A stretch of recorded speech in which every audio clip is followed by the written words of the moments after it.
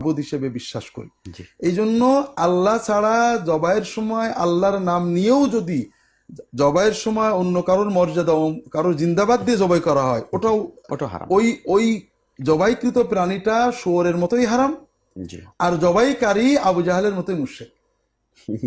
কারণ আবু জাহেল আল্লাহ মানতো, আল্লাহর ইবাদত করতো, তার সমস্যাটা কি ছিল? দেবদেবীর নাম এটা। হ্যাঁ, সে আল্লাহর ইবাদত করতো হজের সময়, আর যখন কোনো প্রয়োজন হতো তখন সে তার দেব ইব্রাহিমের নামে, ইসমাইলের নামে, ঈসার নামে, মুসার নামে, জিব্রাইলের নামে, আল্লাহর ফেরেশতা, নবী অথবা ওলিয়া, গুসা, অকসা, আনাস, তাদের নামে, ভালো মানুষদের, আল্লাহর প্রিয়দেরই নামে, তাদেরকে ভক্তির নামে তাদেরকে মাবুদ বানিয়ে ফেলতো। আচ্ছা আচ্ছা। এই জন্য কোরবানি নাম, আমরা যখন রাস্তায় বেরোবো কার নাম নেব? যাকে মাবুদ মানি। এই জন্য কেউ যদি রাস্তায় বেরোতে পারে আল্লাহ এবং আল্লাহ রসুলের নামে যাত্রা শুরু করলাম, সেও মুশরিক, একমাত্র আল্লাহর নামে।